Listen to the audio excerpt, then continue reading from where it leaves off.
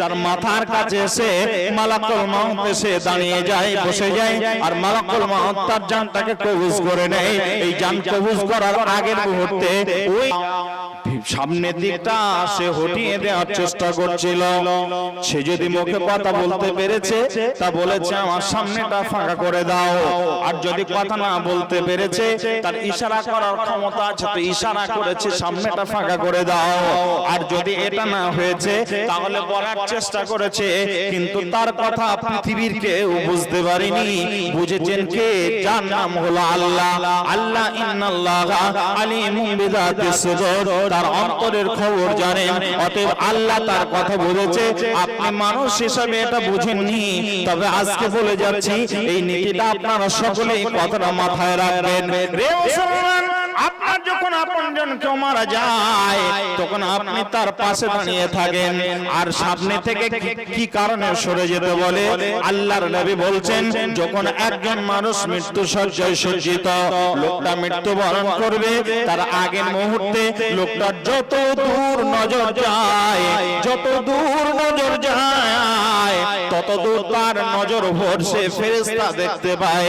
লোকটা যদি নেককার হয় তাহলে রহমতের ফেরেশতা দেখতে পায়, আর লোকটা যদি পাপী হয় তাহলে গজবের ফেরেশতা দেখতে পায়, আযাবের ফেরেশতা দেখতে পায়। লোকটা ছটফট ছটফট করে, আর এই সময়টাতে তার মাথার কাছে এসে মালাকুল মউত এসে দাঁড়িয়ে যায়, বসে যায়, আর মালাকুল মউত তার জানটাকে কবজ করে নেয়। এই জান কবজ করার আগের মুহূর্তে ওই মৃত্যু শয্যায় সজ্জিত লোকটা আপনার ফেরেশতা দেখতে পায়। যে ফেরেশতা দেখবে তার দুনিয়া শেষ। কথা বুঝেছেন না বুঝেননি? যে দেখবে সে শেষ, তার আখিরাত শুরু হয়ে গেল, দুনিয়া তার জন্য ক্লোজ হয়ে গেল।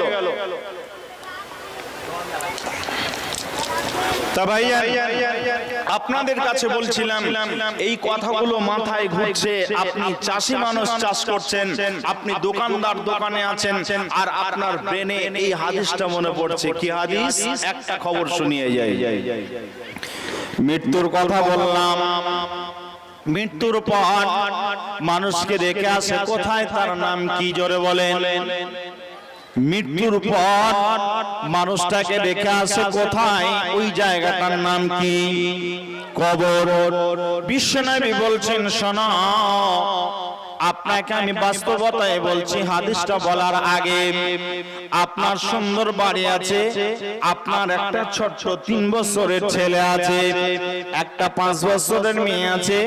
ওই ছেলেটা আপনাকে ছাড়া কোনোদিন খাবার খায় না, আপনাকে ছাড়া কোনোদিন গোসল করতে চাই না। ওই ছেলেটা আপনার সাথে ঘুমায়, আপনার সাথে ঘুম থেকে উঠে। ওই ছেলেটা এত মহব্বত, বাপকে এত ভালোবাসে, মাকে এত ভালোবাসে। হঠাৎ করে আপনার স্ত্রী, যে স্ত্রী ছাড়া আপনি একটা রাত আপনি কাটাতে পারেন না, আপনার স্ত্রী আপনাকে ছাড়া একটা রাত কাটাতে পারে না, কষ্টের সময় যায়, কষ্টের রাত যায়। ওই মেয়েটি অনেক কষ্টে রাত অতিবাহিত করে। এত জীবন যাপন, সুখের জীবন যাপন, আপনার অনেক আয় ইনকাম রয়েছে, আপনার সুখের জীবন চলছে। হঠাৎ করে আপনার মৃত্যু হয়ে গেল। সন্ধ্যার সময় আপনার মৃত্যু হলো, রাত 7টার সময় আপনার মৃত্যু হলো, মাইকে খবর হলো, এলাকাবাসী সব খবর পেয়ে গেল। আত্মীয় স্বজন আসতে লেট হবে, প্রতিবেশী, গ্রামবাসী, এলাকাতে যারা ছিল তারা দেখে চলে গেল। সবাই এক বাক্যে বলল, প্রচন্ড শীত, এই শীতে মারা গেছে, লাশটাকে ঘর থেকে বাহির করো না, এক কাজ করো, এই ঘরের ভিতরে এই স্বামী আর স্ত্রী দুইজন থাক, ছেলে মেয়ে থাক। আপনার স্ত্রী ফট করে বলে দেবে, আমি এই ঘরে একা আর থাকতে পারবো না।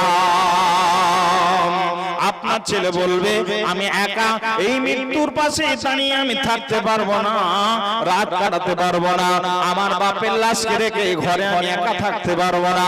যে এত মহব্বতের ছেলে, ছেলেটা এত মহব্বতের, তারপরেও আপনার মহব্বতের ছেলে আপনাকে থাকতে পারবে, আপনাকে ওই ঘরে রেখেছে, রাত যাপন করতে পারবে না, যাকে ছাড়া আপনার একটা রাত কাটতো না, এত মহব্বতের স্ত্রী আপনাকে নিয়ে একটা রাত ওই মৃত্যু হয়ে গেছে আপনার। আপনার লাশটাকে নিয়ে একটা রাত কাটাতে পারবে না। এটার নাম হলো দুনিয়া। বন্ধুরা আমার, আল্লাহ রাব্বুল আলামিনের নবী বলছেন, যখন মানুষ মারা যায়, আপনি মারা গেছেন, আপনার বাপ মারা গেছে, মা মারা গেছে, ভাই মারা গেছে, বোন মারা গেছে, আপনার আপনজন মারা গেছে, আপনার প্রিয় সন্তান মারা গেছে, আপনি যখন এতগুলো মানুষ কি দুনিয়া ছেড়ে যখন তারা চলে গেছে কবরের জীবনে, কবরে যারা চলে গেছে, বিশ্ব নবী আমার বলছেন 99টা কবরে সাপ দেওয়া হবে। ওই সাপগুলো এত বিষধর হবে, এত বিষধর হবে, ওই সাপগুলো এত বিষ তাদের থাকবে।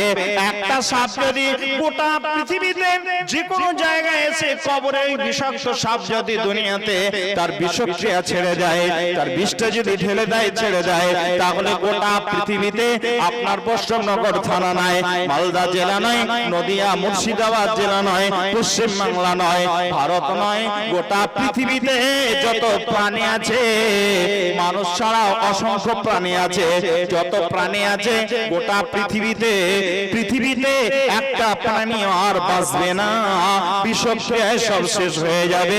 সবুজ বলতে গোটা পৃথিবীতে কিছুই থাকবে না। জি ভাই, এত ভয়ঙ্কর কবরে সাপ থাকবে। কয়টা? 99টা। একটা কম 100টা, 99টা সাপ দেওয়া হবে। একটা সাপ দিলে তো যথেষ্ট হতো। জি নাম 99টা সাপ দেওয়া হবে। কবরে যে সাপগুলো থাকবে, একটা দংশন করার পর বাকিগুলো কি করবে না, জীবনটা হবে না, বারবার বিভিন্ন দিক থেকে সে দংশন করবে। আল্লাহর নবী বলছেন এটা হলো একটা। আর 2 নম্বর নবীজির একজন বিখ্যাত সাহাবী, নামটা আপনাদের সামনে করছি না, আল্লাহর নবী সাহাবীদেরকে নিয়ে গোসল দিলেন, তার কাফন পরালেন, নবী নিজে জানাজা পড়ালেন। আল্লাহ রাব্বুল আলামিনের 70,000 ফেরেশতা এসে তার জানাজাতে শরীক হলো। এত দামি একজন মানুষ মারা গেলেন। ওই মানুষটা মারা যাওয়ার পর আল্লাহর নবী যখন নিজে তাকে কবরে যখন রাখলেন, মাটি দিয়ে ঢেকে দিলেন, মাটি দেওয়ার কাজ শেষ হয়ে গেল, নবীজি এবার চলে যাবেন। এমন সময় আল্লাহর নবীর শরীরটা যেন ভয়ঙ্কর একটা রূপ ধারণ করলো। নবীজির চোখ যেন আলাদা হয়ে গেছে, চেহারা যেন বিদূরিত হয়ে গেছে। নবীজির ভয়ঙ্কর একটা দৃশ্য যেন তিনি দেখতে পাচ্ছেন। এটা মনে হচ্ছে আল্লাহর নবী বিভৎস একটা চিৎকার শুনতে পেয়ে নবীজির অবস্থা যখন খারাপ হয়ে গেল, নবীজি আমার কান্না করতে শুরু করলেন। নবীজি দোয়া করছেন, দোয়া করছেন, দোয়া করতে করতে করতে করতে এক পর্যায়ে সুম্মা ফুররিজানহা, নবীজির দোয়ার বদৌলতে, দোয়ার বরকতে আল্লাহ রাব্বুল আলামিন ওই কবরের যে আযাব চলছিল, ওই আযাবটা থেকে আল্লাহ তাআলা তাকে ছুটকারা দিয়ে দিলেন, তাকে মাফ করে দিলেন, কবরটা তার প্রশস্ত হয়ে গেল। নবীজিকে সাহাবীরা জিজ্ঞাসা করছেন, ইয়া রাসূলুল্লাহ, সবই তো স্বাভাবিক ছিল, মাটি দেওয়ার পরই কিছুক্ষণ পর আপনার চেহারা এমন হলো কেন? নবীজি বলছেন, রে আমার সাহাবীরা শুনে নাও, কারণ একটাই, আমি যখন মাটি দিয়ে এবার চলে আসবো, এমন সময় আমাকে যে বিভৎস চিৎকারের আওয়াজটা আমার কানে এসে পৌঁছালো, আমি কবরের দৃশ্যটা দেখতে পেলাম। আমাকে আল্লাহ দেখালেন কবরের দৃশ্যটা কেমন হলো। আমরা ভুট্টা নিয়ে যাব, কোথায় না মিলে ভুট্টা এবং গম নিয়ে যাওয়ার পর যখন হলারে দেব, আপনার একদিক থেকে হলারে ঢালবো আর অপর দিক থেকে আমরা ময়দা নিয়ে ফিরবো কি ফিরবো না। আমার নবী বলছেন, এই কবরে যেই লোকটাকে রাখা হয়েছে, 2 দিকার মাটি এসে চাঁতার মতো করে তাকে পিষে হাড় হাড্ডি যারা তাকে পিষতে শুরু করেছে। লোকটা এত চিৎকার করছে, এত চিৎকার করছে। আল্লাহর নবী বলছেন কবরে 5 রকমের আযাব হবে। তার মধ্যে আপনাদেরকে 2টি খবর শুনিয়ে দিলাম। আমার কবরের খবর শোনানোটা আমার উদ্দেশ্য নয়। যেই লোকটা কবরের খবর মাথায় রাখবে আর যেই লোকটা মৃত্যুর কথা মাথায় রাখবে, আখিরাত বলতে ফুলসিরাত আর আপনার ওই হাসরের ময়দান আর জাহান্নাম, এইগুলোকে মাথায় রেখে যে লোকটা আপনার স্থির থাকতে পারবে না, গভীর রাতে উঠে হাত তুলে মোনাজাত করে আল্লাহর কাছে কাঁদবে, মাবুদ গো আমি তো বড় গুনাহগার, রব্বানা যালামনা আনফুসিনা ওয়া ইল্লাম তাগফির লানা ওয়া তারহামনা লানাকুনান্না মিনাল খাসিরিন। আল্লাহ তাআলা আমার জীবনের সমস্ত গুনাহগুলোকে তুমি maaf করে দিও। আল্লাহুম্মা আজিনি মিনান নার, আল্লাহুম্মা ইন্নী আউযু বিকা মিন আযাবিল কবর। এই কথাগুলো বলবেন, আল্লাহ তুমি জাহান্নামের আযাব থেকে আমাকে maaf করে দাও। এইভাবে আপনি দোয়া করবেন, আল্লাহ আপনার